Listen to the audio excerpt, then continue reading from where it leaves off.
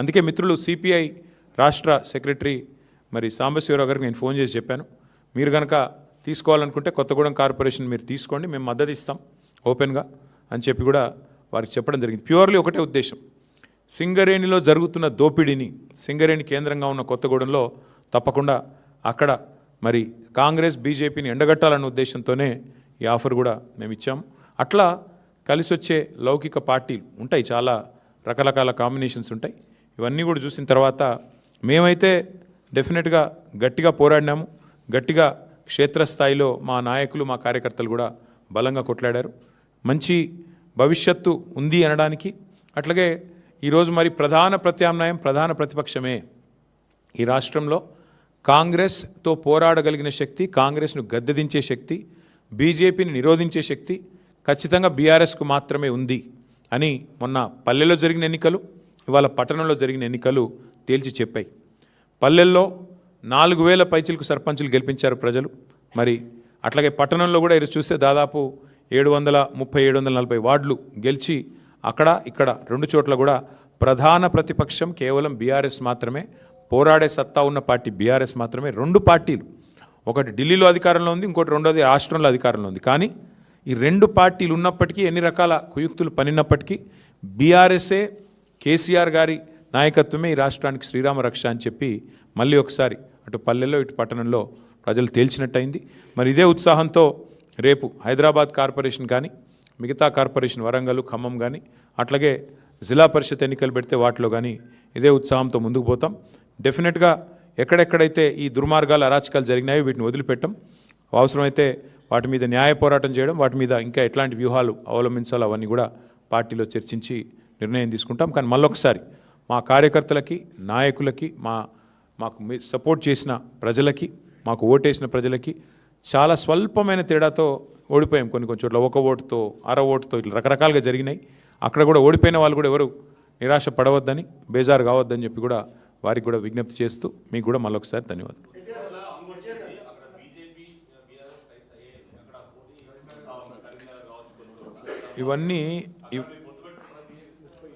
ఇవన్నీ బ్రదర్, ఇవన్నీ ఒక దగ్గర లేట్ల పరిస్థితి దాదాపు 30 చోట్ల ఉంది. కావాలంటే లిస్ట్ చదవమంటే చదువుతా. నాగర్ ఉంది, ఎక్కడెక్కడ హంగు ఉన్నది అనే దానికి ఇగో చదువుతా నేను. జనగామ, మహబాదు, కే సముద్రము, వర్ధన్నపేట, గద్వాల, అల్లంపూరు, దేవరకద్ర, ఇగో మొత్తం 30 లిస్ట్ ఉంది. దీన్ని బట్టి ఏమర్థమవుతుంది నీకు? మేము ఆల్రెడీ స్పష్టంగా గెలిచింది దాదాపు ఒక 15-16 ఉన్నాయి. అవి కాకుండా 30 హంగు ఉన్నాయి. అంటే రాష్ట్రంలో 117 చోట్ల ఎన్నికలు జరిగితే 30 హంగు ఉన్నాయి, 15 మేము గెలిచినాం. అంటే 46 పోనీ వాళ్ళు గెలిచిందని. కాబట్టి నేనేమంటున్నా అంటే ఇక్కడ ఏ వైఖరి అవలంబించాలి, మా పెద్దలు, మా పార్టీ అధ్యక్షులు కేసీఆర్ గారితో కూడా మాట్లాడతాం. అట్లే స్థానిక నాయకత్వం మనోభావాలు కూడా మేము, ఎందుకంటే స్థానిక ఎన్నిక, స్థానిక నాయకుల మనోభావాలు, స్థానికంగా ఏం పరిస్థితులు ఉన్నాయి అవి కూడా బేరీ చేసుకున్నాక నిర్ణయం తీసుకుంటాం. ఇంకా 2 డేస్ టైం ఉంది కాబట్టి ఆలోచించి నిర్ణయం తీసుకుంటాము. ఇప్పుడు నేను ఓపెన్గా చెప్పాను, కొత్తగూడెంలో కాంగ్రెస్, బీజేపీ 2 కలిసి సింగరేణికి అన్యాయం చేస్తున్నాయి. ఇందులో వేరే ఉద్దేశం ఏం లేదు, మాకు రాజకీయపరమైన ఉద్దేశం, ఎజెండా ఏం లేదు. సింగరేణిని 2 పార్టీలు, 2 జాతీయ పార్టీలు గొంతు కోస్తున్నాయి.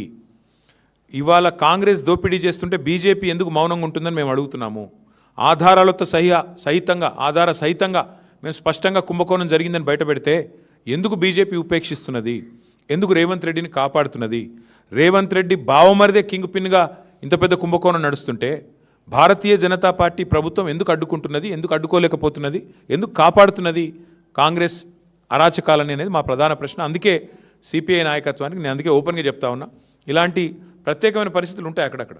దాన్ని బట్టి మరి మా పెద్దలతో చర్చించి, పార్టీలో చర్చించిన తర్వాత స్థానిక నాయకత్వ మనోభావాలు దృష్టిలో పెట్టుకుని నిర్ణయం తీసుకుంటాం.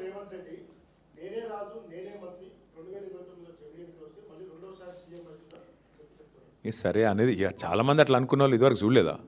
తుగ్లక్ ఉండే ఒకడు, ఇక చాలామంది ఉన్నారు అసంటోళ్ళు. అట్లాంటి పిచ్చి తుగ్లక్లు చాలామంది ఉంటారు. అట్లాంటి వాళ్ళు వస్తారు పోతారు, ఎవ్వరూ పర్మనెంట్ కాదు. నేనే రాజు, నేనే మంత్రి అనుకున్న వాళ్ళు చాలామంది అట్లనే గాలి కొట్టుకొని పోయినరు. ఈ దేశము చాలా గొప్ప దేశం. ప్రజల చైతన్యాన్ని కూడా ఎవరైనా తక్కువ అంచనా ఇస్తే చాలా తెలివి తక్కువది.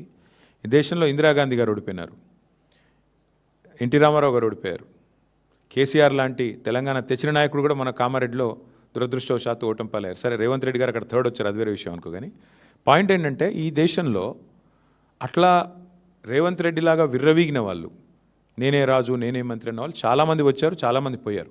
కానీ దేశం అట్లే ఉంది, ప్రజల చైతన్యం అట్లే ఉంది. చైతన్యాన్ని తక్కువ అంచనా వేసిన వాళ్ళు ఎవరైనా కూడా గాలికి పోతారు భవిష్యత్తులో. పార్టీ మారిన ఎమ్మెల్యేల విషయంలో మేము మొదటి నుంచి ఒకటే చెప్తున్నాం.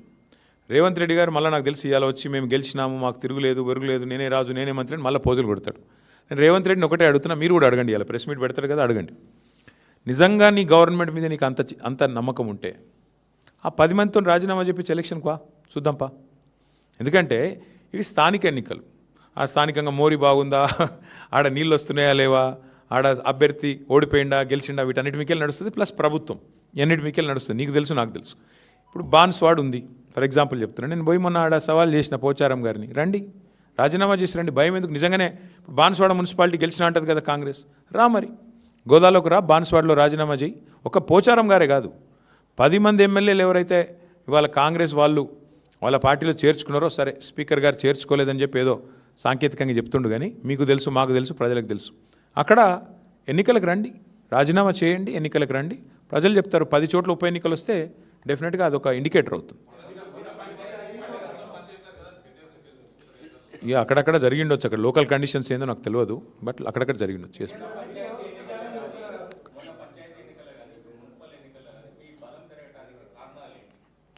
ఒకటి ప్రధాన ప్రతిపక్షంగా మేము సఫలమయ్యామని భావిస్తూ ఉన్నాం. ప్రజల ఇష్యూస్ మేము ఎత్తుకున్నాం.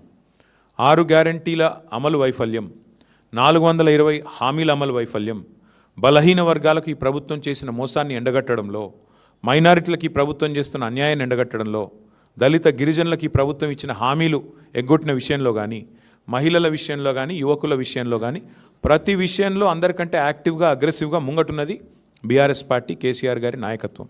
కాబట్టి సహజంగానే మా కోసం కొట్లాడుతున్న వాళ్ళు అనే భావన ఉన్నప్పుడు ప్రజలు కూడా మాకే మద్దతు ఇస్తారు. ఇంకోటి, ఇప్పుడు 2 ఏళ్ళకే ఇట్లుందంటే, ఇప్పుడే నేను మీకు చెప్పిన బ్రదర్, మళ్ళొకసారి చెప్తా ఉన్నా. 2020లో అంటే సరిగ్గా అప్పుడు మాకు కూడా ఎలక్షన్కి ఇంకా 3 ఏళ్ళు దూరం ఉండే.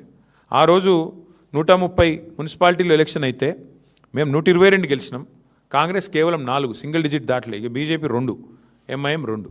ఈరోజు మేము యాజ్ ఇట్ ఈజ్ 117లో ఎన్నిక జరిగితే మేము 116లో ఎన్నిక జరిగితే మేము డైరెక్ట్గా గెలిచింది 15, 30 హంగు ఉన్నాయి. దీన్ని బట్టి అర్థం చేసుకోవచ్చు మీరు ప్రజల ఆగ్రహం కానీ, ప్రజల అభిప్రాయం కానీ. జనరల్గా సర్వసాధారణంగా ఇప్పుడు మేము 32 జిల్లా పరిషత్లు 32కి 32 గెలిచామా ఆ రోజు. కార్పొరేట్